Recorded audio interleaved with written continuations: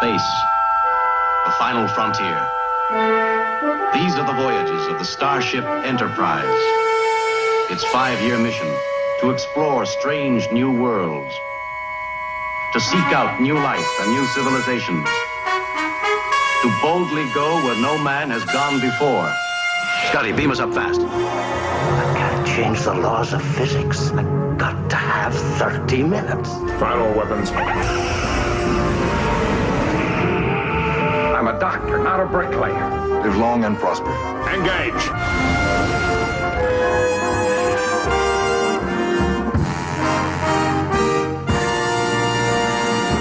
Fascinating. 40 years of being part of something excellent. Powerful nostalgia, potent memories. Amazingly important time in my life. I don't know where sci-fi would have been if it hadn't been for Gene Roddenberry and Star Trek.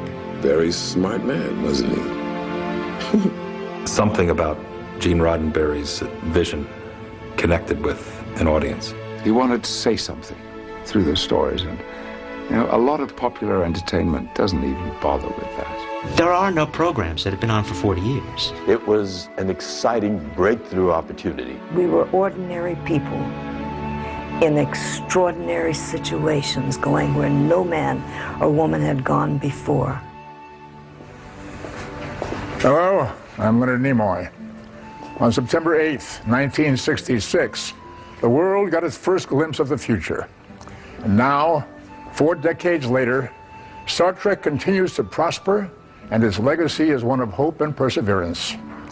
5 television series, 10 motion pictures, and a universe full of memories. Star Trek has proved itself a viable piece of the human landscape. Here in this warehouse lies a storied history. It took a crew of hundreds of dedicated people to produce the various series over the years, and here, in this vast space, lie many of the objects which played an intricate role in that history. So it seems only appropriate that now, on this 40th anniversary, we let the most loyal fans in the history of television have an opportunity to own a piece of the future. Recently, Paramount Pictures teamed up with Christie's Auction House. Together they put on an auction of galactic proportions, selecting over 1,000 of the most memorable and valuable items from the Star Trek franchise and making them available for the first time ever to the public. An adventure in itself. How did this happen? Why did it happen, and what were the results? Over the next 2 hours, we answer all these questions and give you some insight into the Star Trek universe as told by the very people who experienced it firsthand. Alert status. We're being scanned, Captain. A deep probe, incredibly swift. Back in 1966, I said that 40 years from now, I will be in New York City at the auction of Star Trek artifacts, and we will be anticipating the golden anniversary of Star Trek. No, of course, we had no idea that this was going to happen. As a matter of fact, the ratings were very, very low every season. We were a failure. We hadn't been successful in attracting an audience. I wish we had had more time because there were so many stories and development of characters that Gene wanted to do. We were a canceled series. Gone, over, finished. With less than stellar ratings, it seemed that this show about the future would quickly become part of the past. And after only 3 seasons, the series was canceled. Star Trek was dormant for a number of years, and then finally got, as we called it, stripped, where it was on in reruns 5 nights a week, early enough for the kids to see it. Captain, we are being watched. Are you sure? Intuition? No, sir. We're being watched. Suddenly, Star Trek was some kind of a hit series. And that's when Paramount began to say, "Oh, I think something's going on here." Paramount began production of Star Trek the Motion Picture in 1978, assembling the original cast for the first time in almost 10 years. Star Trek's viability on the big screen continued with the wildly popular Star Trek II, The Wrath of Khan, a film which cemented Star Trek's legacy as a major force in the popular culture.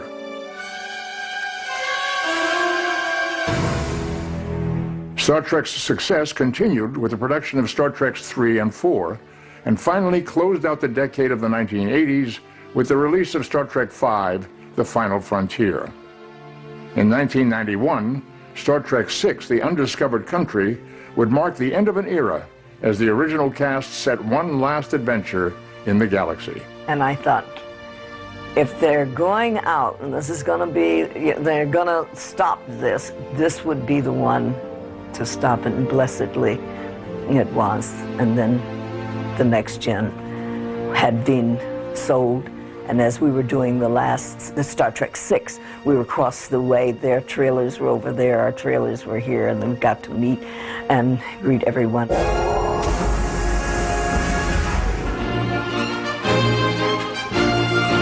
I think it was incredibly satisfying to Gene that after 20 years, he created another version of this mythical show that he had made in the 60s, and that it was successful. There were a lot of naysayers. There were a lot of people who said, this isn't going to work. It's not, you're not doing Kirk and Spock again. How dare you? I was asked in the first year, how does it feel to be stepping into the shoes of Captain Kirk? And I had the presence of mind to say, excuse me, but Captain Kirk is still filling his shoes very, very adequately, as indeed Bill was. They were shooting a movie when we were starting ours. These guys were the originators of all of this, and what, in 3 seasons, what Bill achieved, what he established with that character, I think, towers over everything else.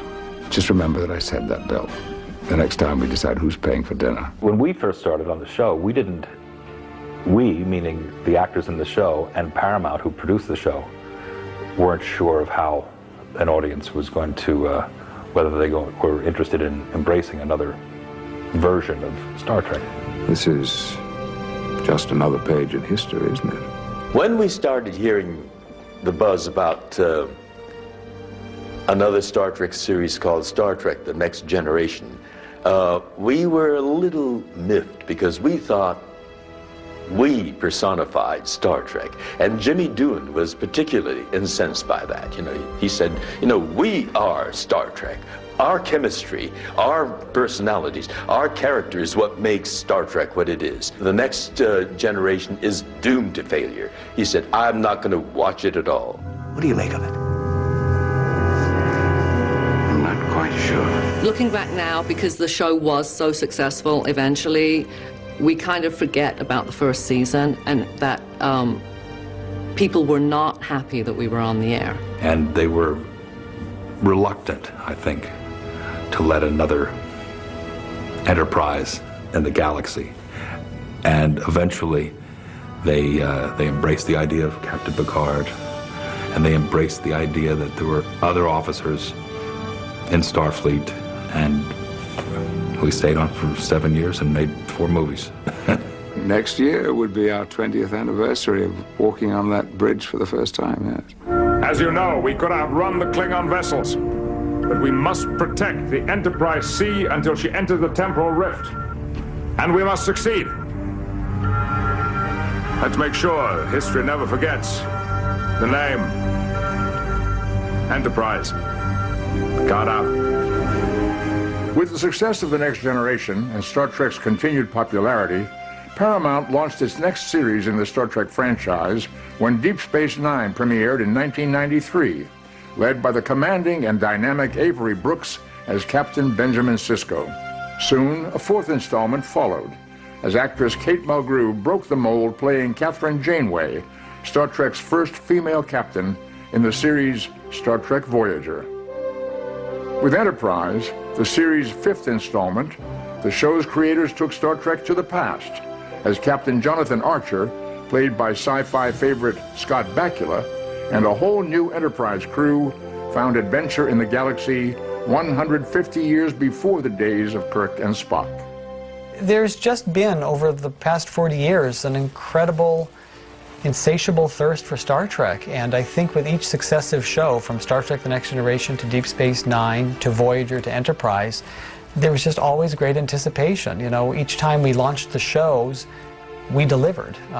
Rick Berman delivered. Rick Berman and his co-writers and co-producers and talent behind the scenes delivered. Star Trek's been around for 40 years, and during that 40 years, it's become part of the American mythos, part of the American nomenclature. A lot of TV shows are lucky to go past 1 year, you know, and here we are on a show that it's in its fifth, you know, has had 5 incarnations of different Trek casts. It's truly amazing that even after 40 years, it's still that popular. There are no programs that have been on for 40 years. And not only is that a long time, but as I said before, it's a thing that one generation shares with another generation. And there is no TV program like that. Well, we are the sum of everything that has gone before, after all. We have 10 movies and over 700 hours of television that they're all showing somewhere on any given day or week. Around mid-90s, Star Trek was just insanely popular. And Kirk and Picard were on the cover of Time magazine, and there was a movie coming out of Next Generation, and Voyager was premiering, and Deep Space Nine was on the air. It was just huge. It was great to be there, to be part of the ascension, the reascension of the franchise. A hell of a trek. How wonderful. 40 years. Who'd have thunk it? Certainly not yours truly. The odds against you and I both being killed are 2,228.7 to 1. 2,228.7 to 1? Those are pretty good odds, Mr. Spock. And they are, of course, accurate, Captain. Of course. Since there's been commerce, there have been auctions. From the most intrepid of bidders looking to add to their vast collections, to the nostalgic hopefuls just trying to get their hands on a fond memory, auctions have been the platform of choice. The one commonality they all share is a desire to own a piece of what they consider near and dear to them. For some, it can be for investment. For others, an object which delivers a dream realized from days past. Either way, collecting is in our blood. It's a part of our culture. And this auction is no exception. Sold to my bidder at $5,500. Sold at $1,400. Lots of interest in this. Sold for $4,800. Sold! Christie's, I think, well, for this particular type of business, we are unique. We think it's fantastic for our profile. It brings in a lot of new buyers. It's a tremendous opportunity for PR. And it gives us a different dimension. And people come to us because I think, you know, we've done very successfully with these types of sales before. But given that, just the massive opportunity that was presented by Paramount of saying, you know, look at all of this and this amazing amount of property that had been so carefully kept for decades, and then to understand that you could, you know, conceivably propose to them selecting some items from that and selling it to a community that maybe is even much more broad than what they consider the cult following of Star Trek. It's pretty great. But why now, Mr. Spock? I don't know. And I think on the occasion of the 40th anniversary, it was looked at and thought, what better way to give back to the fans who are constantly wanting connectivity with this franchise was to actually own the physical pieces that they'd seen on camera is unprecedented and something that seemed very appropriate to do. This day was inevitable. We all know it. And we've all tried to prepare ourselves for the challenge ahead. Right after Christmas, we were awarded the contract, much to my shock and amazement and joy, and then to my horror and terror, because suddenly I knew we were in deep.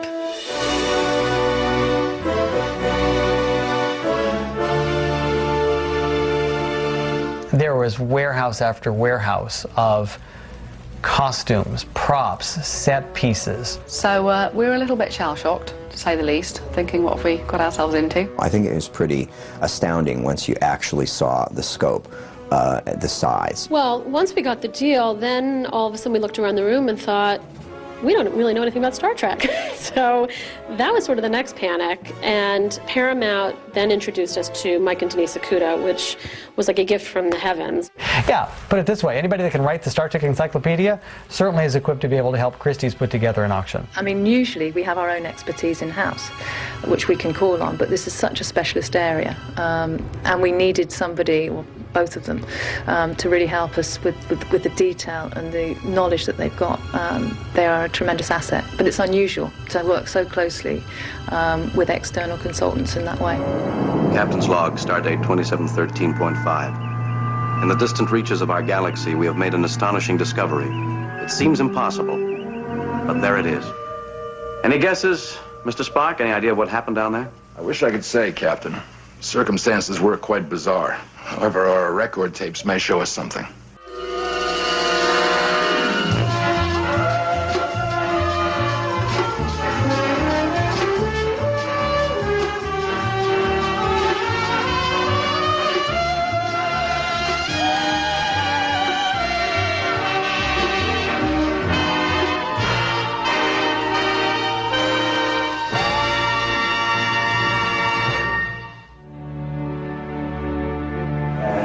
This is the Reliant from Star Trek II. This is the ship that Khan hijacked in his attempt to get revenge on Captain Kirk. It's been remarked and redone for any number of ships. So it's labeled as the Saratoga now. This is all wardrobe, and we have to say it was so wonderfully organized. It's rows and rows and rows. It starts with Next Generation, Voyager, Deep Space Nine, Enterprise, Star Trek the Motion Picture. I mean, you look at those things, they were made back in 1978. They were used. It goes on and on and on. We're trying to figure out what a collector might find interesting, what a film museum might find interesting, what's interesting because it's beautifully constructed, what's interesting because it was important in an important episode, and what's just fun. Hi, Andy Foster. How are you? Hi, Denise. How you doing? Hi, Mike. Andy Foster. Hi. I started with Star Trek The Next Generation, and I went through and pulled each cast member's Starfleet uniform. This is Captain Picard, Patrick Stewart, and picked what I thought to be the primo one. On and on and on. And then there was an episode called Cupid that a lot of fun costumes, Robin Hood type costumes. I pulled that. This is that collection. But what we did do to make sure, because it's very important that whoever will be purchasing these items has an authentic item, we would also not take this tag as gospel. You're checking. Yes, sir. We are checking. We are going through. We are looking at tags and making sure that this is the article. There. Yeah. Was there anything on it? No. Symbol-wise? No. I actually don't think this is it. I don't think this is. No, this is Finnegan's. This is not the same. This is not the same, definitely. Can you put one on here? Oh, and you've got a handlebar in here, so, you have your... We're just trying to understand how we work this out for the client so that it's an easy experience, so that it's satisfying, so that it does credit to Star Trek, and so that it sits within, the experience that Christie's wants to offer, which is the best possible auction experience you can create.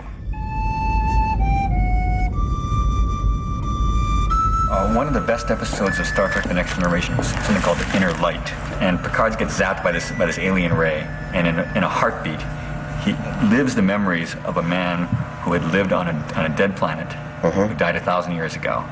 And in that life, he raises a family, gets married, and he learns to play a flute. Then he wakes up, and he's back on the Enterprise. This was an amazing find because this is a spacesuit. We talked about the EV suits and stuff. This was a spacesuit that was used by D. Kelly. In fact, we have behind here is a tag that says Kelly, or it's written Kelly right here. You can see that. This was used on an episode called The Tholian Web.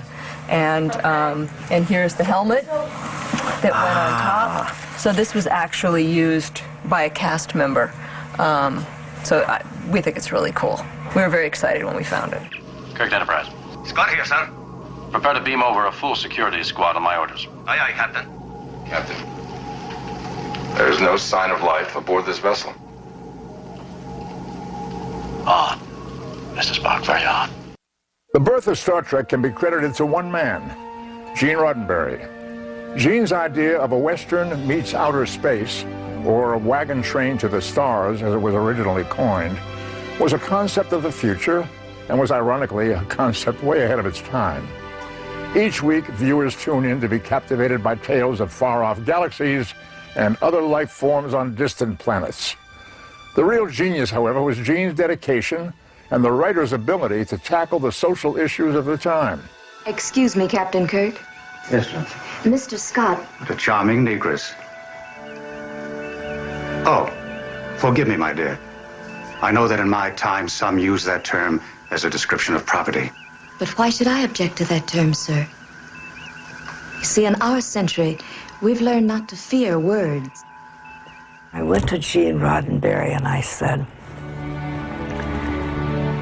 Gene, can I have a few minutes with you? He said, certainly, come in. I said, I won't take much time. I just want to tell you something that I understand. I know what you're doing. And he goes, oh? And I said, yes. You're writing morality plays, and you put it in the 23rd century. And he sat back and he roared. And then he said, shh, they haven't figured that out. And I thought that was the most wonderful thing, because then I realized that these were the adventures and the stories that he wanted to tell of the human condition. Gene Roddenberry led a life as adventurous as the very characters he's credited for creating. He was a decorated pilot in World War II and even served as a police officer in Los Angeles. He went on to become a successful writer in the booming television era of the 1960s. In 1964, he created the Star Trek pilot The Cage, which was dismissed as being too cerebral for network television. Gene reworked his show, and in 1966, NBC gave Star Trek a second chance, and a legend was born. The very reason for the existence of our starships is contact with other life. Although the method is beyond our comprehension, we have been offered contact. Star Trek is, and always has been, the specific vision of Gene Roddenberry, which deals with a very uplifting, positive outlook of the future. In the future, things are going to be better. Racism is going to be gone. War and poverty and disease are going to be gone. It's going to be a time when people can pursue a better quality of life and can pursue exploration, and it's a very hopeful time. How many others have you done this to? What gives you the right to hand out life and death? The same right that brought you here. The need to know new things. We came in peace. And you may go in peace. It's all about how to live an ethical existence. And people respond to this, especially young people who are still idealistic, who haven't had to make that many compromises in their lives yet. You have yet to embrace either patience or logic. You remain impulsive carnivores. Yeah? How about war? Disease, hunger. Pretty much wiped them out in less than 2 generations. I wouldn't call that small potatoes. Star Trek always asks you to think, to say, what would you do if you were placed in the same situation? Everything he came up with back in the 60s was kept alive to the very end. In 1991, Gene Roddenberry passed away. He did, however, live long enough to enjoy the great success of Star Trek: The Next Generation, and his vision of the future has endured to this day. As much as I admire George Lucas and Steven Spielberg, I don't know where sci-fi would have been if it hadn't been for Gene Roddenberry and Star Trek. Roddenberry was a very smart guy, way ahead of his time in terms of understanding human nature. Brilliant.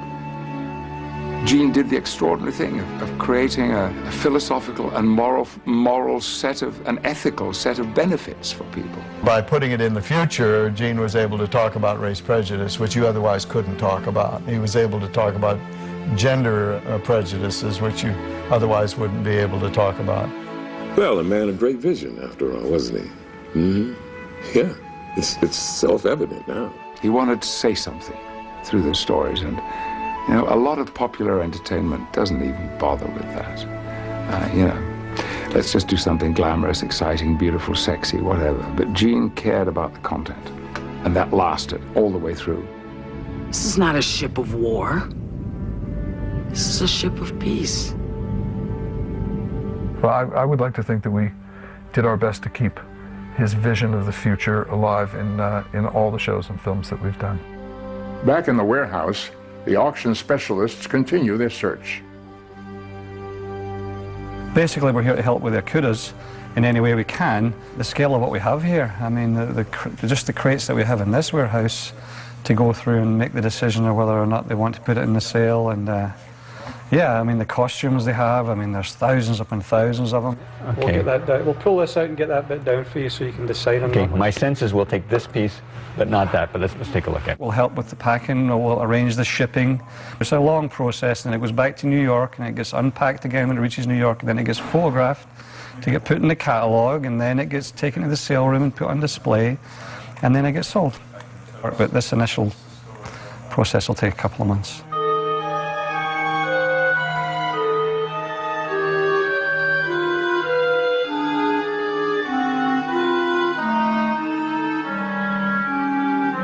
I think we're doing well. It's just there's such a large amount to go through. I mean, it's just there's so much stuff. Oh, nice. They use this in the motion picture as well, right? Yeah, and in Star Trek 6. Yeah. Very nice. Nice. Klingon battlecruiser. A Romulan warbird. Yes, it is. That's an ooh.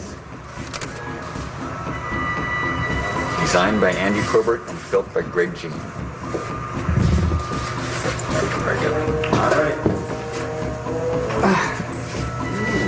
Let me pull that cloth off. Yeah. Tell me what it is, Mike. It's the hero model for Deep Space Nine.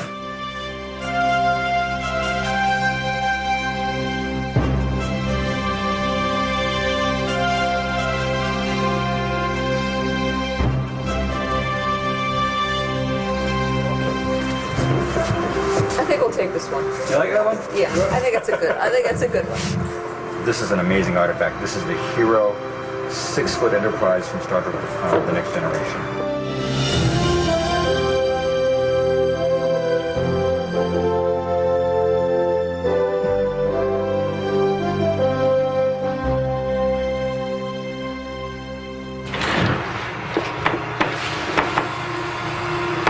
Nothing we want.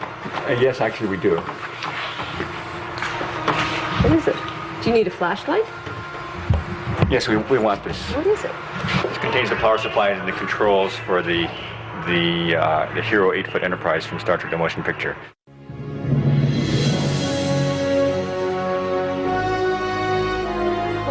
This is the Starship Enterprise from several of the Star Trek movies.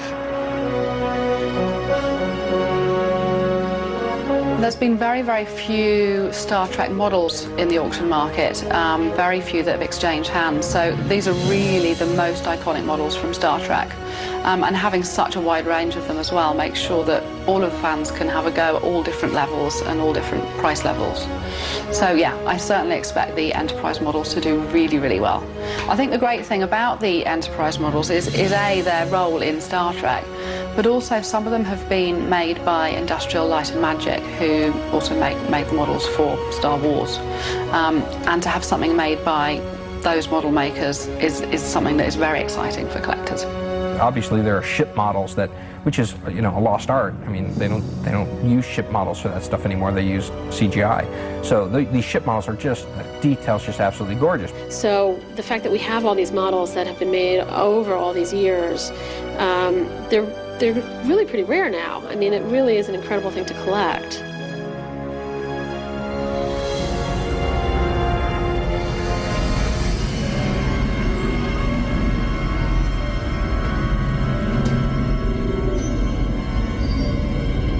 I am Locutus of Borg. Resistance is futile.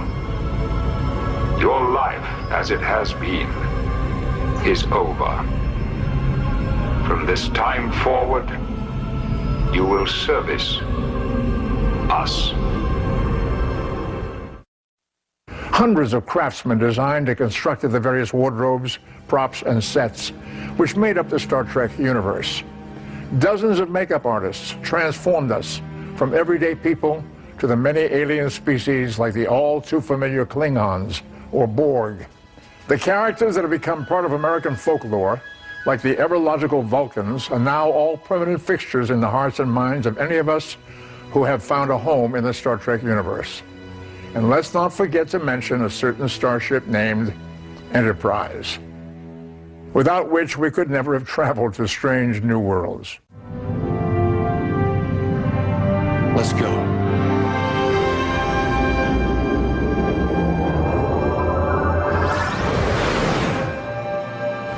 From the largest set pieces and models to the smallest prop, each item in this auction holds special meaning for many people.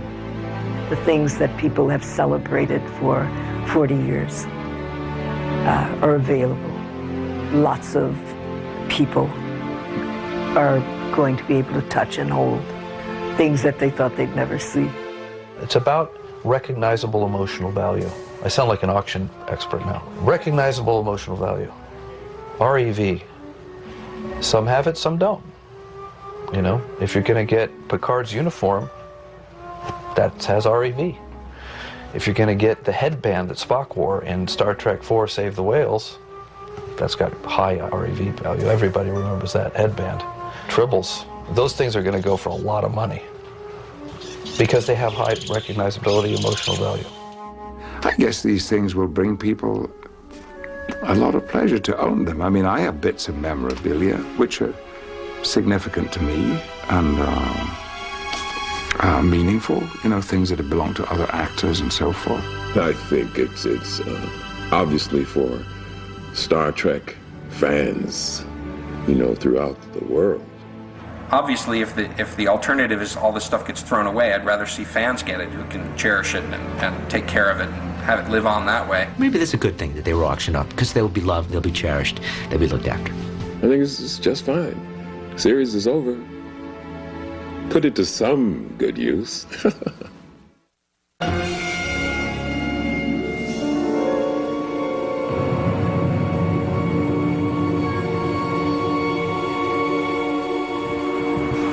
Where's Mr. Okuda? I demand to speak to him immediately. We've got the sticky painted hero version. We actually brought in a colleague of ours. His name is Dave Rossi. He worked on Star Trek for many years. He's an associate producer on Star Trek Enterprise, and he knows the subject well. We've brought him in to free us up so that we can say, okay, go research this. You know, pull out the DVDs, take a look, make sure this is this Vulcan costume was used in Star Trek 3 and not 4 or whatever. Which of course are things that we can do, but extremely time-consuming. And Dave's great because he's very well organized and he knows the material, so it's great. This is a stunt tricorder. We're trying to track down where it was introduced. We know it's Voyager. We're just trying to figure out what season of Voyager. A tricorder is a device that, to be honest with you, I'm not exactly sure what it does. It takes readings and allows us to progress the plot. Pulse and blood pressure are normal. I'm getting hyperactive fibrogenic activity. This is odd. What is it? So it can kind of read virtually anything that you want it to read. In fact, the tricorders are probably used a little too much on the show. Mr. Spock? Find something? Adjusting my tricorder to register for silicon.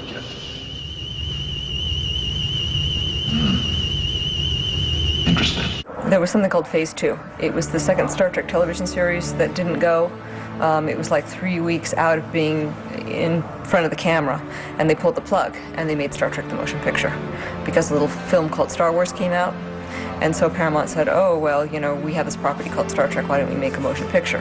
So in here are some outlines of the stories that were going to be for the next television series, Phase 2. A lot of those stories were redone and modified for the second season of Star Trek The Next Generation. Impossible. What would a Starfleet officer be without his costume? Wardrobe in the future takes a creative vision. The costumes of Star Trek identify each character and enhance the visual spectacle on the screen. Oh, Bob Blackman, he had like the hardest job of anybody. It's hard enough to be a wardrobe designer on a regular show. But now imagine where every week you have to come up with wardrobe for different species every week. And you have to think of brand new stuff every week. The script never gave you a lot of description, which I'm thankful for, because then I wouldn't have to sort of fight preconceived notions of what they should be, whereas I could become much more of the creative force by saying, you know, these guys seem sinister in this way, or they, you know, this guy seems smooth and sort of oily, and maybe he's like a used car salesman, or maybe he's like a, you know, a hired gun, or maybe he's, you know, I could take it in another way that sort of would be my interpretation of it. So when you think about Bob Blackman and his imagination, huh? All these people, you know, different species, different shapes, sizes, huh? But the Deans, these are organ-eating aliens. What does an organ-eating alien wear? Right? 7 of 9.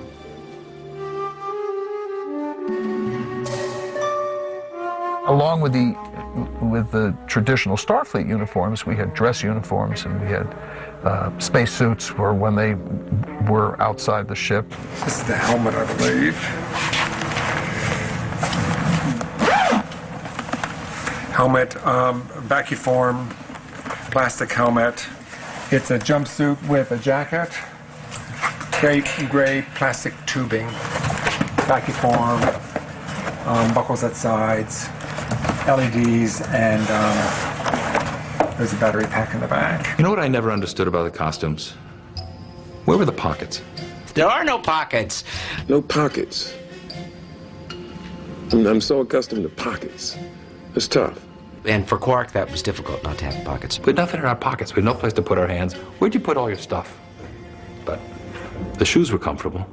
The cosmic cheerleader outfit? Yeah. The only good thing about that outfit was that the boys were wearing them too. I wasn't the only one in a micro miniskirt. There were some guys walking around in miniskirts too, so I didn't feel quite as bad because I figured I looked better than they did in them. Spacesuits were a bit much. I do remember a lot of this, a lot of the Picard maneuver where we all had to pull down, and because Rick Berman and Blackman were obsessive about wrinkles in the uniform, and it was... And it would be, he might be having just sat in the captain's chair, usually, or at a desk chair. And because of the spandex, when you sit, just like my t-shirt, when you sit, it would ride up like that. So he would, just as he would sit, would grab the fold and just pull it down so that it would be picture perfect. So when they pushed in, he had this perfect image. It was brilliant. The costume that we really hated was the costume from Star Trek The Motion Picture. You know, that spandex, body-tight outfit, you know. One of the outfits was one piece with the shoes attached. And it was kind of a monochromatic colors. They were going to all be gray, and they decided it looked awful, and then they got the beige and the bronze. The zipper came up the back, and then under the armpit and over the shoulder. Grown men and women couldn't answer Mother Nature's call without our dressers following us into the men's room or the ladies' room. That sounds like a horror story. You suppose there's any truth in it? We said, if we have to go through that indignity again, there won't be a Star Trek II. And that's why you saw the design of the wardrobe change from Star Trek The Motion Picture to Star Trek II, The Wrath of Khan. You can't be serious. The thing is virtually made out of stone. Help it. Treat it.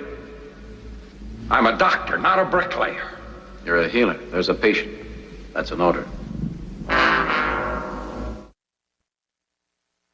It's hard for me to think of Star Trek as being over 40 years young. I have vivid memories of my first days on the set, reading my first lines and reluctantly saying farewell when it all ended. Little did any of us know then how global and far-reaching this little TV show would grow to become. I still remember putting on my first set of Vulcan ears. It was uncomfortable, but within a short period of time, these little ears would go on to become one of the most familiar images of modern science fiction. They're instantly recognizable. The collaborative effort delivered throughout all these episodes and films is truly amazing. Writers, set designers, prop and model makers, directors, cast members, everyone behind the scenes had an undeniable role in making Star Trek the global success it has become. Wrong! Assistant Manager for Policy and Clientele. Reporting for work, brother. What? Did you think you could just walk back in here and get your old job back? Actually, I'm a spy, working for Starfleet, but don't tell anyone. The Federation's more desperate than I thought. Michael Westmore is a dear, dear man who I met from the very first day. He created not only the Ferengi, but the talking box that was my first performance. And that took 5 hours of makeup. And he applied it. So the first person really I ever met or spent time with was Michael Westmore. And how he was able to create thousands of different makeups, I have no idea. But he did. And he deserves all the credit that he gets. There's lots of things in nature. In fact, I drew on Earth and nature for almost absolutely everything. Didn't try to think out outer space, something with 10 different eyes. It wasn't like looking at something really bizarre. You were kind of familiar with it. There's a Romulan forehead. Box them. Romulans are fast. Fine, you want to do a Romulan? Okay, send them in. We got foreheads, we got ears. When you're working in the studio and a show as aggressive as this was, you had to be on your toes all the time. It had to work. You're getting paid to be creative. You're getting paid to do a job. Tomorrow morning, the producer wants some sketches on his desk, and I can't go in and say, I didn't feel like it. Didn't feel it creative. Well, and they come. It's surprisingly enough, you probably would design the exact same thing a week later as you would now. Resistance is futile. Here I did his forehead, and it's just that he had such a long neck, and we hadn't done this before, that I thought, what about if I do some kind of a shoulder thing? So that's what I did. I sculpted from here to here, and we made those shoulders. That's why all the Cardassians. That's how the Cardassians got their shoulders, because Mark Alimo had a big neck. And we're talking about the shoulders that go down. Yeah. And here's the face. This was the one that I designed for the Klingon on Enterprise, the first one you see in the pilot. Klingons, there were no rubber pieces. They painted people brown and for the original Klingons. And that was it. There was no foreheads, there were no noses, there was no teeth. So I created that with Worf. And then we went on from there. You know, you always drink alone. It wouldn't hurt you to seek out a little companionship. I would require a Klingon woman for companionship. Earth females are too fragile. This is basically like Brent's box almost, with all his gold powder in it. This makeup would be literally packed into his skin, and then the gold powder would be packed into that grease. Brent's hair was lighter on the edges. You take this with some water, and you go like that, and then you take and you brush it into his hair. And this is also take the gold out of the hair. If I had any little extra powder that was over it. I've had a makeup lesson in Data. Fascinating.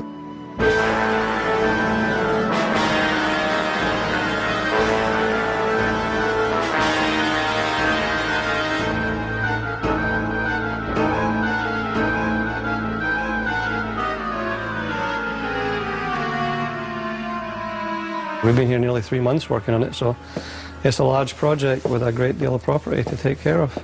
We organized trucks, 5 so far, to take it all back, and in this case, the ship to New York, and there's 2 photographers working round the clock, I'm told, to get the photographs done in time, because there is a catalog deadline, a printer's deadline, which I don't remember what it is, but it's not far away.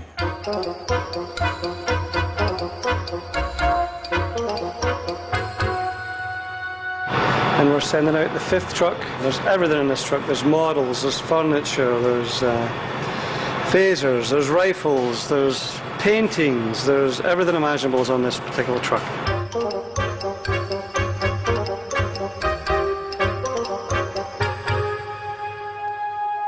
What we're looking for is the transporter, so that we can transport all this to New York just by going.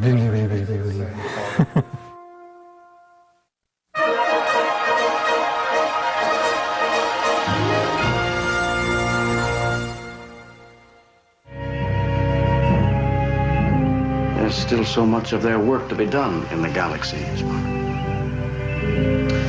Mr. Sulu, break us out of orbit and continue to our next assignment.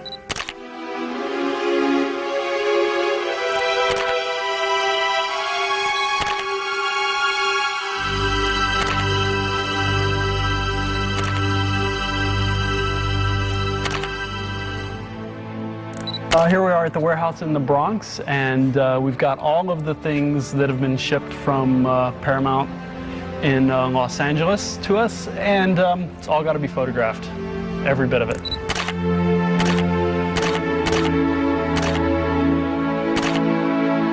Well, every Christie's auction has its own catalog.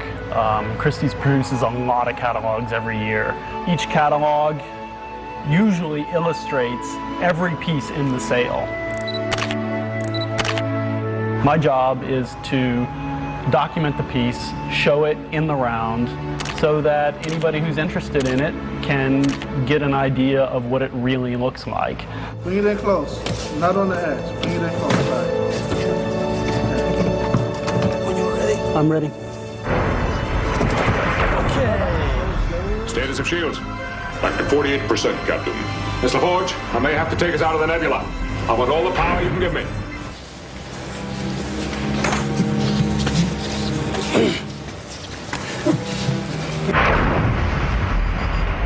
Direct hit, Deck 9. Damage report. Structural latching system integrity breached. Prepare to take us out of here, number 1. The larger models in general take a lot more time than the smaller ones. I took 2 shots of it, and I spent a total of 3 hours on it, which is a while, but it's not too bad considering how large an object it is.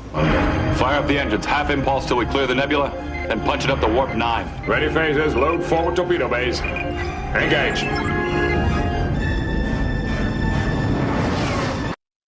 Trekkie, or Trekker, as some would prefer, is a term which describes the most dedicated and die-hard of Star Trek fans.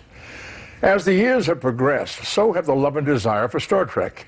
If one is looking for evidence, one need look no further than any number of Star Trek conventions which take place in most corners of the world on any given weekend.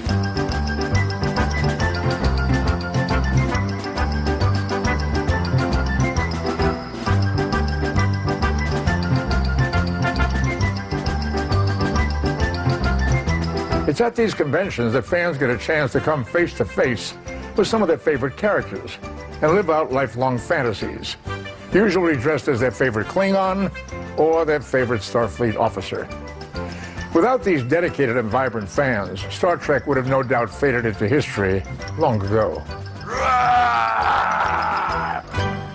We are at the Las Vegas Star Trek Convention. It is the 4th leg of our worldwide tour, and we brought a whole bunch of terrific highlights from the upcoming auction. Well, you know, I think coming to the Star Trek conventions is really, it's direct marketing to the fans, and I think, you know, there's a lot of different segments of people that are going to love this kind of stuff and are going to buy this kind of stuff, but the reality is the community that supported the franchise for 40 years is really at the core of it, and so coming to the shows, it's goodwill, it's relationship building, it's giving them sort of the first peek of all of this, which, you know, I think that they are owed. This show's actually particularly amazing because we have unveiled our newly minted, hot off the presses catalog. Mike and Denise Okuda wrote not only phenomenal cataloging, but amazing, funny, anecdotal footnotes. So it really is the most incredible visual journey through all of Star Trek, I think, out there. You speak of Christie's, known as a human place of commerce, where things of great value on this planet are sold to those who will truly appreciate them. When you work on a show like Star Trek, you get an audience that's quite different than if you're working on a show like The Cosby Show or Cheers. Those shows had far, far larger audiences than we did, won far more awards than we did, but the fan base was nowhere near as passionate. The black one is Mr. Data, and that's Lieutenant Tasha Yar, and that's the next generation of Starfleet poodles. We have had another set before that, so we've had a lot of poodles. Hey, Data. Don't talk like that now, come on. I hadn't encountered people like this before. But the more I encountered them, the better I liked them. They come from all walks of life. They're not some imbecilic little people running around who need to get a life. They are human beings of great quality. Dave Bluestein is Spock and Alexander from Plato's Stepchildren.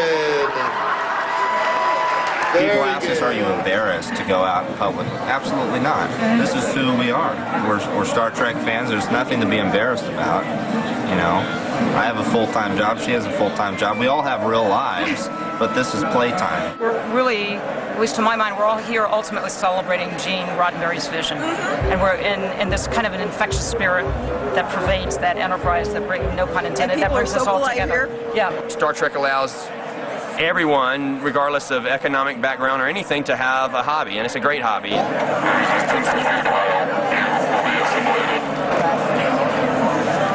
know, they're very loyal, they're very warm, you know, people. I mean, it's people. You've got Star Trek fans that may dress up as Klingons and Vulcans and wear weird things. But you've got, you know, football fans who paint their faces, and they've got their hats with the 2 beers on it and all that. You know, they wear a costume. And that's a very good analogy, the connection between Star Trek and people dressing up in football or baseball uniforms. You've got the guys who ride their Harleys on the weekend that have the long beards and wear their vests and their chaps and all that. That's a costume. Let's give them all a big round of applause, please.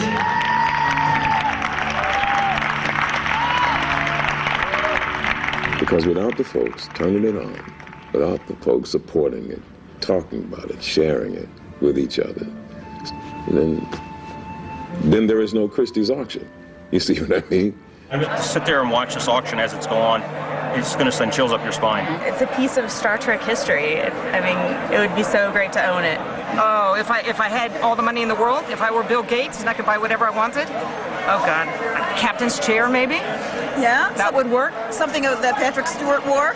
Oh yeah, or something of Jonathan Frakes's. Really? George Takei!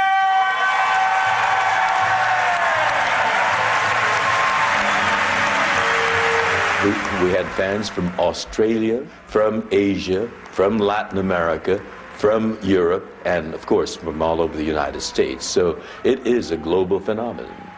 And so here we are, celebrating the 40th anniversary of Star Trek with FedCon 15, The Undiscovered Country. But it was about a year or two after cancellation that the convention phenomenon began. So I've been at it for a good 35 years now. I love you all. Thank you. Germany, please forgive me. Germany was one of our largest conventions. Welcome to FedCon! Which? Cha! Wa! Ba! For example, I wrote a song for the Beatles, Let It Be. That's in Klingon, Bom Bom Wee. Bom Bom Wee, Bom Bom Wee, Bom Bom Wee, Bom Bom Wee. Nite Bom Bom Bom Wee, Bom Bom Wee. What in the name of... One of the things that's consistent about a Star Trek convention is you know that you're going into an environment that people have chosen to come to because of their affection for the show or for the franchise. It works. It's got all the thingies. Even makes noise. Well, there's a saying that Trekkers started in 1969, 1970 on. Star Trek lives. They made it live.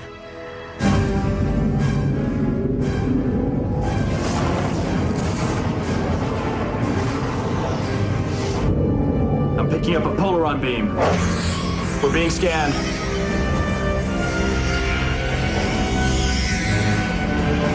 Think good thoughts. Shields to maximum. Stand by all weapons. My God.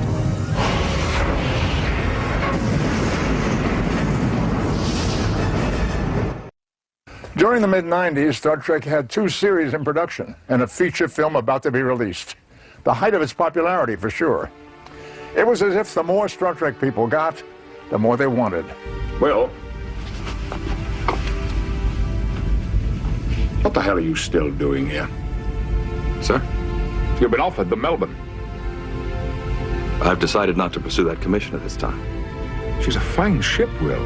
Yes, but she's not the Enterprise. The most popular question I ever used to get over and over again was, why is Star Trek so popular? Why is it so enduring? Why is it so popular all around the world? I'm in show business, and yet all my life I've always hoped that, in addition to entertaining, which is primarily what we're committed to do, we're entertainers, but I always wanted to believe that along with that entertainment, we could have a modest little ambition, perhaps, that we could also change the world. Something about Gene Roddenberry's vision connected with an audience, and it continues to this day. I mean, Star Trek's, you know, it's a cliche, but it's on somewhere every day on somebody's channel. I have letters that I receive from people, some of them extraordinary, in their comments about what Star Trek did for them. The fact that Uhura was in that place, fourth in command, going where no man or woman had gone before, made people say, yes, if she can do it, I can do it. There's no response on any frequency, sir. Certainly, Star Trek has influenced Americana. It's certainly influenced the lexicon of, you know, of the world. I mean, you can't go anywhere and somebody doesn't know what beam me up Scotty means. Or what warp speed means, or what a photon torpedo is, or a Klingon. These are part of the American vernacular.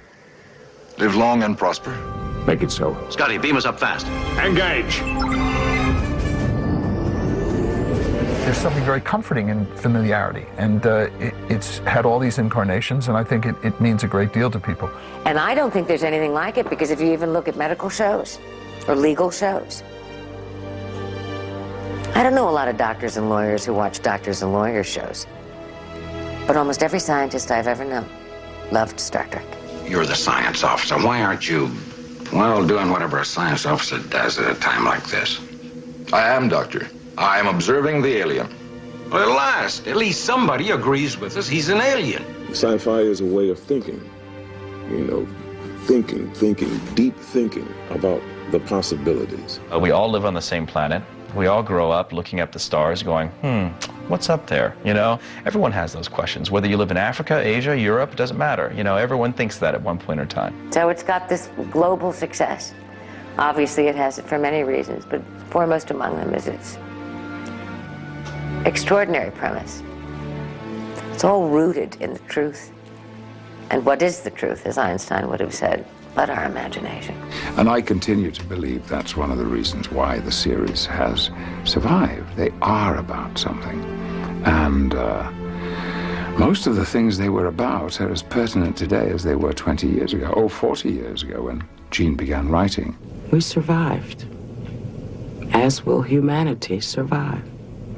As long as there's a handful of you to keep the spirit alive, you will prevail. And it's kind of rare that that happens in entertainment. So that's something for all of us to be proud of, who had any association with Next Generation or with the other incarnations of Gene's vision of Star Trek.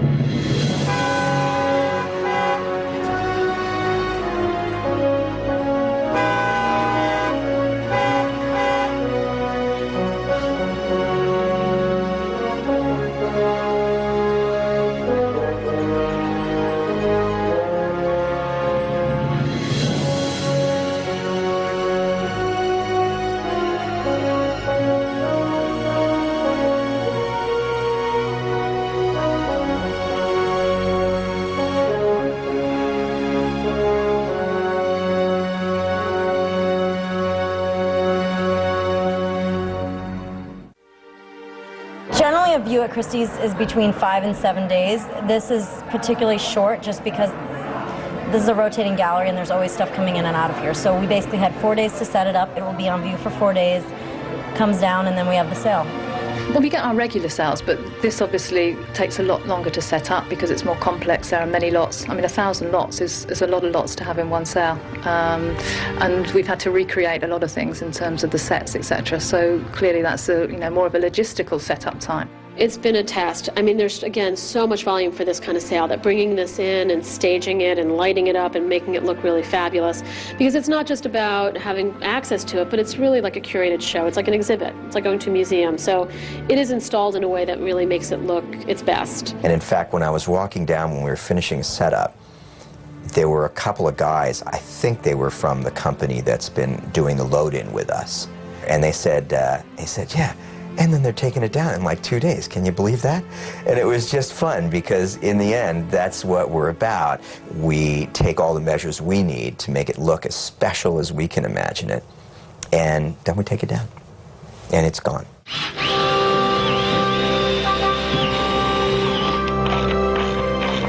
Nice and easy. You gotta walk around the piece. I know Gil wants to see that. Somebody set the post. Tell me when to come down. All right. Oh, there you go. Slowly. There you go.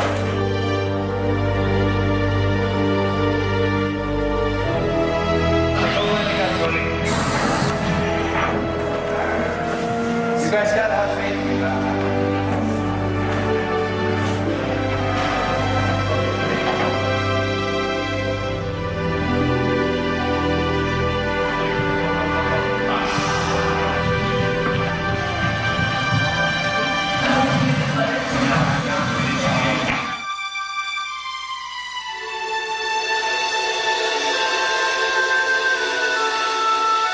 This sale probably is 3 times the size of any other sale we've ever worked on before. Just the size that it's taking up, the time that it's taking up, the amount of people who are working on this sale within Christie's is just phenomenal.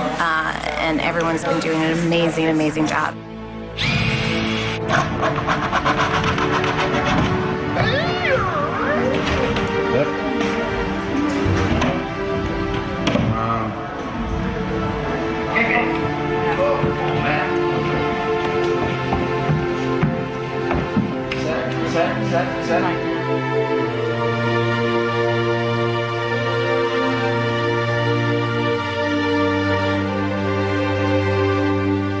Like I said before, you see this stuff on TV week after week, and you always was wondering what it'd be like to just reach up and look at it or get really close to see it with your own eyes, and here it is.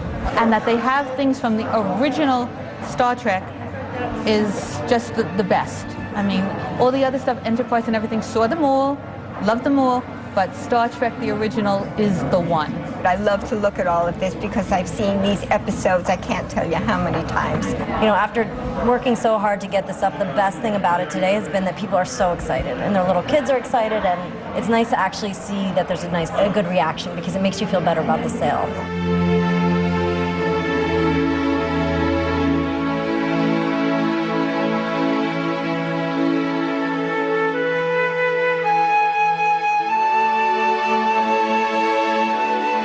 40 years of memories, an historical collection of props, models, wardrobe, and behind-the-scenes memorabilia, all destined for a new future, their values based on their roles from the past.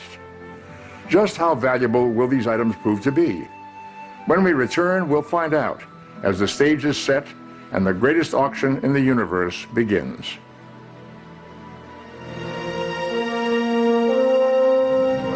I hope I'll be seeing the two of you tomorrow at 1200 hours. Why? Why? Haven't you heard there's going to be an auction of some of the galaxy's rarest and most valuable antiquities? Here. Find something you like and make a bid with all that latinum you got stashed under your bed. Shh. So, after months of planning and preparation, the wait is over. This partnership between high-end auctioneering and high-end entertainment has come to fruition. The lots have been selected, photographed, and cataloged, and placed on display for all to see as a single collection one last time. Where will all these great treasures representing the last 40 years end up? Your guess is as good as mine.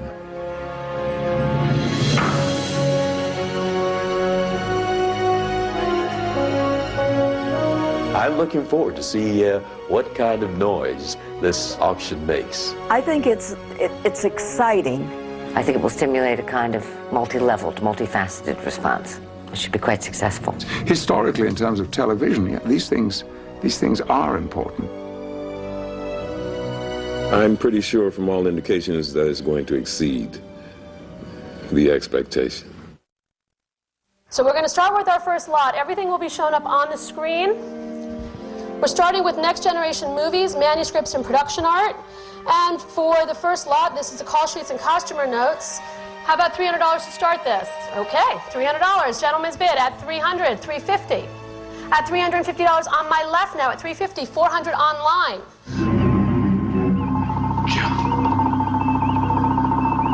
$1,200, very last row at $1,200, not yours now. At $1,200 then, it's against the room, it's against the internet bidder at $1,200. Offered selling for $1,200. 261. And that's how you start an auction. Fascinating.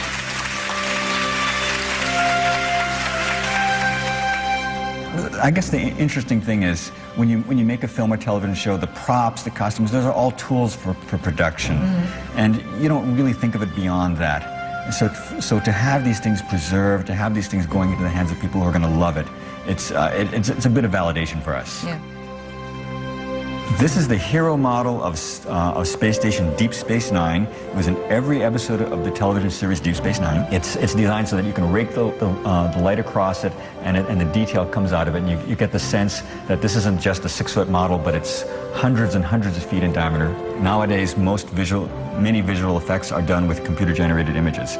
So the role of visual effects miniatures is steadily shrinking. And the Deep Space Nine model, I think, is truly fabulous model. How about $4,000 to start? $4,800 on this side now.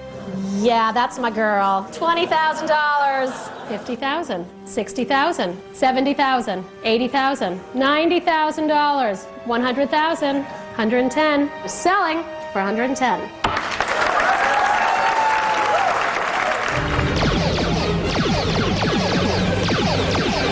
On Bird of Prey. I think this is like the most photographed model in Star Trek, and it was in so many different incarnations. They put a price on these things, but what we're really hoping is that there's a Star Trek fan, that this piece, they grew up watching it, and this is their favorite Star Trek. We're just really hoping it goes to the right person. And we're going to start with the Klingon Bird of Prey. $40,000, $50,000 with Kate. $70,000, $80,000, $90,000. $100,000, $150,000, $200,000. It's getting hot in here. Last chance for $260,000. Laura. I thought that too. I'm like, what would I want from this auction? But see, I have to go back in time and think, I could have had anything from these damn catalogs. I have a storage room with nothing but Star Trek stuff in it. All of it, my own. It's not stuff that I've nicked. I didn't walk away with things. Maybe I should have done. I have a few souvenirs. I wish I'd taken more, actually. Now they're selling it, I wish I'd taken more. I would have taken this little Tootsie if I could have. Of course, I can't get away with that. Dopey me. I was offered any number of the original costumes, and I know, I had worn them and, time to move on. And I had some personal things that I let go, for which I regret now.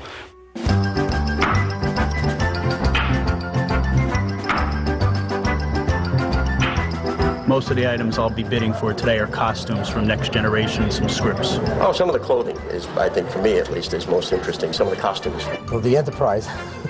I would like to just get my hand up to say I bid on it, but I have no chance of winning it. But that would just be cool just to bid on it. I really wanted to get the backlit Cardassian symbol. Oh, there's a few pieces that I'm interested in having. I spent probably, I don't know, twice as much as I expected to. It's crazy. we expected the prices to be higher than the estimated, but not this. Not that much. There's phone bidders, there's online bidders. You don't know where the bids are going to be coming from. I'm selling online for $4,500. Sold. I can't bid too much. My wife will do things that will be unspeakable to me if I go too high, so. I got Soul. Soul, are you scared of her? Yeah, I'm scared of her, too. He's scared of her, too. She's very scary. We're both scared. I think wardrobe really has a high value, will have a high value, because it's stuff that characters wore. These were actually used in the 1964 and or 1965 pilots, and they originally were color blue, and with time they faded and changed color to purple. I was one of the people who really hated my uniform. I was not a spandex fan, and I would have been happier in sort of loose. A nice Armani suit would have suited me. Lot 686, late season version of Captain Picard's Starfleet uniform. Bid online at $3,000. At $4,000, bid in the room at $4,420, $4,500, $7,000, a new bidder, $9,000. For $9,000, then was selling to the online bidder, sold at $9,000, $3,405. I did see that the Dixon Hill trench coat and the fedora got a reasonable price, and I actually think, had I been in the room, I might have bid on that. If only it's something that I could actually wear. I like that one. This gonna get going, and I'm gonna get this one. $1,000 then. Our youngest bidder here, $1,100. A new bidder here in the room, $1,200. She's back. My little friend's bid, $2,800. This is Helen of Tribeca, and a third-generation Trekkie, starting with my mother, through me, and I've passed it on to her. But come back here. Oh, now she's shy. She wasn't shy when she was bidding. You can't bid against her. I mean, look at her. She has that lovely smile on her face, and smart move. Gonna sell $600. I did. I won the Task mask. It's sort of the surrounding scales, not the actual face, but I believe it was actually worn by the actor, which is way cool, and really just a blessing because I got it for $900, and nothing in that room is going for under $2,000, so it's like a score for the little guy, you know. $900 still ladies bid at $900 that it's selling all through for $900. Yay! Like I kind of feel like throwing up. I'm so excited. Bones, what is it? Answer me.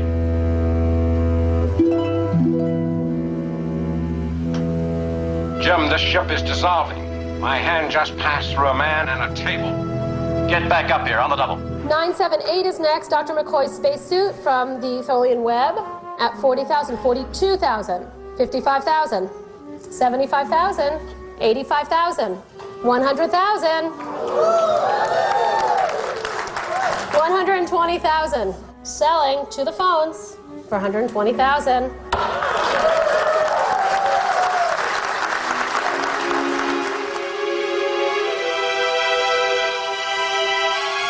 Sold. Thank you, Jamie.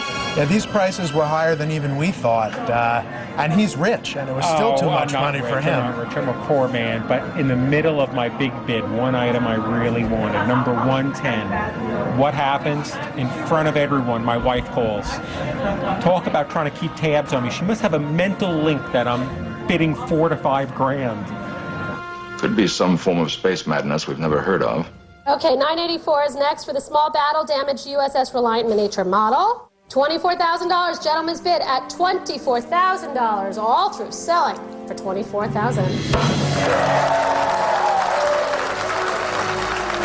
Realistically, I didn't think I'd have a chance. I thought it was going to go to a museum or, you know, a huge prize private buyer. But I stuck to my guns. I stuck in there, I dug in, and I got her. And she's mine, she's coming back with me. After the auction, Andy just had his head in his hands for about half an hour, and his face was just red. The realisation what he'd just done. Just won the Reliant. Sold online. I think the only people that hate the online bidders, there seems to be us against them. All done then? Online? Selling to the telephone. Sold. The phone and the internet I wish were disconnected, to be quite honest. I always applaud when somebody in the room wins a piece, and if I'm bidding against somebody in the room, I'll tend to bail out quicker than I will with somebody on the phone or the internet, just because, I don't know, some sort of camaraderie, I guess, going on inside the room. Lot number 357. The Starship Voyager miniature model, go boldly. 100,000. 105,000. 110, sir. 110,000. You don't want to lose it for $5,000, do you? I mean, you sit there and you judge. You can tell if the guy on the phone's slowing down, you know he's getting to his limit. His competitor was a phone bidder on that particular piece, and that guy was probably watching how he was reacting to that, his bids, you know, whereas we're sort of blind against who the phone bidder is. So in some, I suppose you could say he almost had an advantage over us, but he just held the paddle on his side. Didn't flinch at all. Last chance. Thank you, sir. Well done.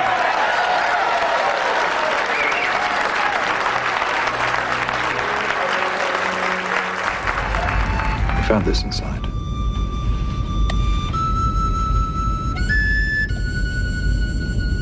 Lot 537, Picard's Resican Flute. Have I pronounced that right? 2 pieces in the lot here. It's been a little bit of interest in this. That damn flute. You'll see. I want the flute. Captain Picard's flute. That's why I came, and how I got interested in it was to see if I could pick up the flute. Everybody I've told that I was coming here, their first question is, are they auctioning off the flute? That flute's going to go for 10 grand. And, well, we can start this straight away at $13,000. Any advance now at $13,000? 35,000 online. Last chance at 40,000.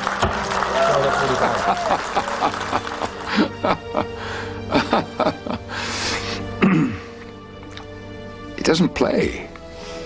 It's not a real flute. So for the Enterprise A model and power supply, 60,000 with Stephanie, 70,000, 75,000, 90,000, 100,000. The Starship Enterprise, NCC 1701A. Now this is where the bridge was, and my seat would have been somewhere just around here. This is what you saw in the movies, and this is the oldest of all the models that we have here in the collection at Christie's. Selling for $240,000. Continue to fire all phases.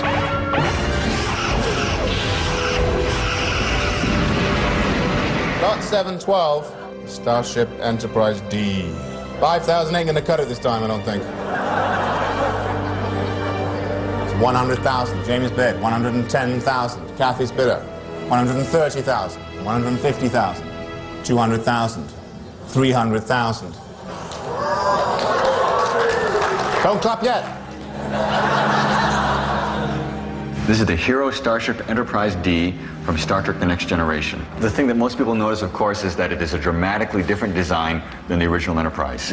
And Andy Probert, who designed the ship, was under orders from Gene Roddenberry to make sure that you knew that this was a whole generation beyond what Kirk's ship was. It's truly a beautiful piece. 400,000. 450,000. At 500,000 on that.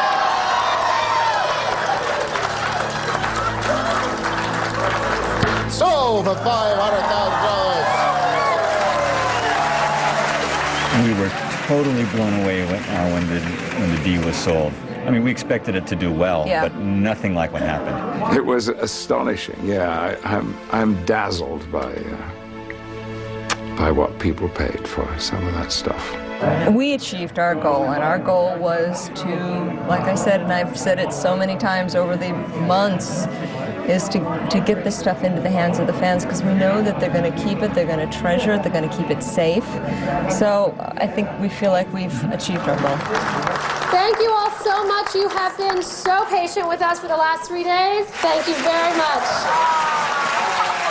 When we come back, we'll pay a special visit to some of the winning bidders as they share their newly acquired pieces of the Star Trek collection. And finally, we'll conclude our journey as some of the cast and crew share their closing thoughts on the Star Trek family and its enduring legacy. To say the auction was a success would be an understatement. The Christie's Star Trek auction broke records for pop culture memorabilia sales. The reality is no one at Christie's or Paramount had any indication the sale would do as well as it did. But it's no surprise either. Fans from all across the globe came to New York. Some bid online and others by phone. The response was overwhelming, to say the least. I guess putting on an auction of this magnitude is a little like the life of Star Trek itself. This auction went where no auction has gone before. Bids on the telephone then, and I will sell. $9,500. $4,500. At $8,000. Sold it is at $2,000. At $3,500. $4,000. Sold online. Sold for $4,800. Sold. Sold for $500,000. With the auction over, all 1,000 lots have found new homes. But to see them for yourself, you might need a passport. So here we are, a couple of months after the auction. We've gathered some of our spoils of war together and managed to get some of the guys together who were there bidding in the action. Some amazing pieces. It's just a handful of them that we got on display today. One of my key pieces which has come back with me, which I was mildly happy about getting, was the Reliant here, a little baby. I was sure she was just going to escape and I wasn't going to get her, but managed to get her, and she's back here with us now, back home and safe. The whole thing was amazing, the auctioning off all these pieces, Paramount, and just had a brilliant time. You know, with all collecting, things are worth what they are worth to the individual who wants them. Behind me I have my crate that came with all the goods from the Christie's auction, and having it sent over the Atlantic, and it's finally here. We have to find the guns.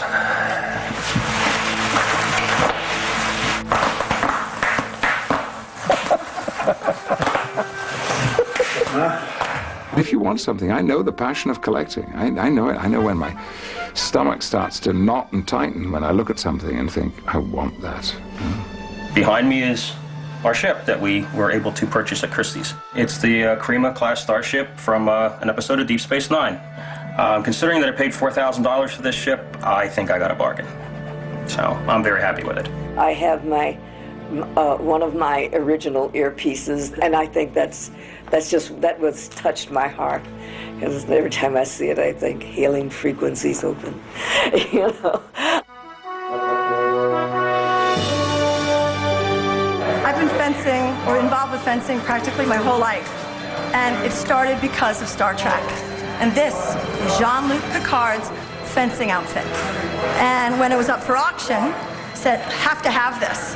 Well, actually I said it was for my brother, but he's not getting it. I'm kind of glad this sort of happened, so that people who really wanted to have something from the show, and I'm sure that they looked and thought, what is the most meaningful thing to me? And that they got something meaningful. If they got something that they prized, you know, we don't often get that in life.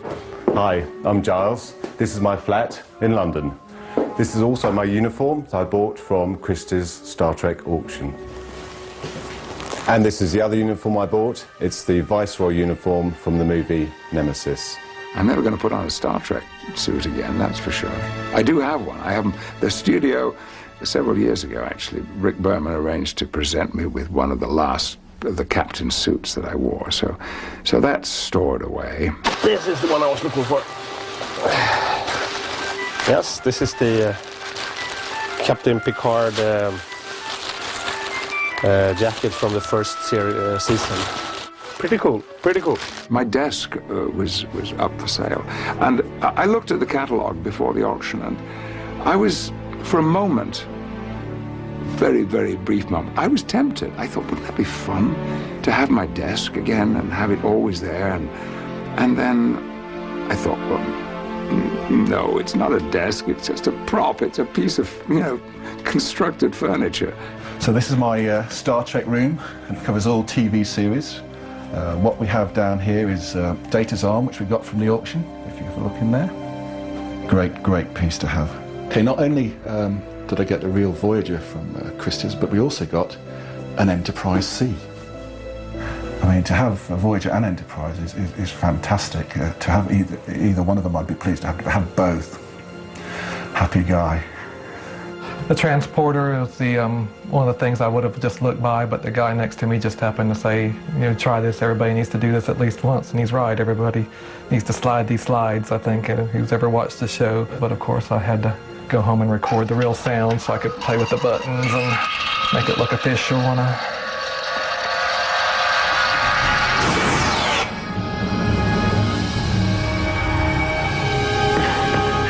Bridge, we've got him. Sorry, Kim. We had no other choice. Brings a little Star Trek home to you, just being able to do something like that. 3 years ago, I didn't even know your name. Today, I can't imagine a day without you. Captain Janeway to the bridge. When I look back, I have fond memories of working with the cast and crew. And some of my closest friends that I'm in contact with today are from Star Trek. Which just goes to prove that when you travel the universe together, there's a good chance you'll form a bond for life. I don't think you've lost a thing. And I think you've gained more than you realize. You're happy here. Happier than I've ever known you to be.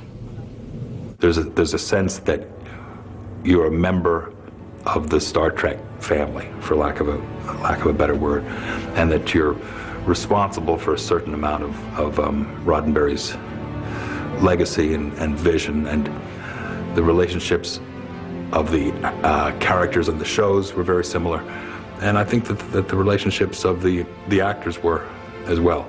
The happy memories that I had of that time, and they're largely really very positive, and you know, working with those guys, they taught me to be irreverent and to enjoy laughing.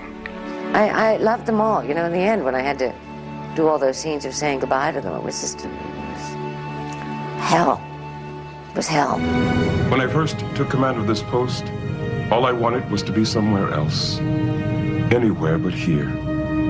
But now, 5 years later, this has become my home, and you have become my family. I enjoyed the crew immensely. I enjoyed, you know, working with very, very talented people. I enjoyed the writing. And the writing was very intelligent. I laughed every day. I feel very blessed in that my professional colleagues have become, over the years, good personal friends. And, you know, some of them we've lost. Jimmy Doohan was a particularly dear friend. I used to call him my favorite drinking buddy. And in this derivative, mixed with alcohol, it merely deadens certain nerve inputs to the brain. Oh, well, any decent blend of scotch will do that. Oh, the irascible Jimmy Doohan, Scotty. You know, he was always blowing off and then coming back and hugging, you know, so you kind of got used to him being that kind of way. DeForest Kelley was a very sweet man, a very courtly gentleman of the old school. DeForest Kelley, I loved him very, very much. By golly, Jim, I'm beginning to think I can cure a rainy day. Can you help? Helped it? I cured it. I wish that Gene could have, you know, lived another 20 years and seen how his legacy has grown and grown and grown in this way. In the period of time that I was dealing with the 4 series that I worked on, we produced 620-something hours of television, which is a lot of television. And I think the fact that the franchise is taking a bit of a rest now is going to be good for it. I think people will be always looking to see if it can't be, you know, sparked into life again, because as I've said before, the issues, the stories that it has are for all time. We can't be afraid of the wind, Ensign. Take us to Warp 4. And for the foreseeable future, the original, the classic series, Next Generation, Voyager, Deep Space Nine, Enterprise, they will go on screening too. This isn't the end. You say that with remarkable assuredness. I don't know, maybe if things don't really work out for me, I could, you know, like Brent used to say, we can always put our suits on and we can do bar mitzvahs and, you know, birthday parties and things.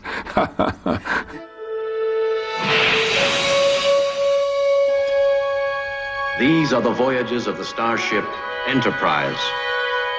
Its 5-year mission, to explore strange new worlds, to seek out new life and new civilizations, to boldly go where no man has gone before.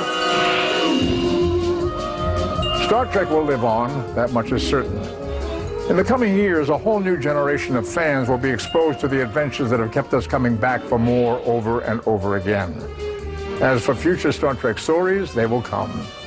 After all, a show that brought so much hope and entertainment can't stay down for long.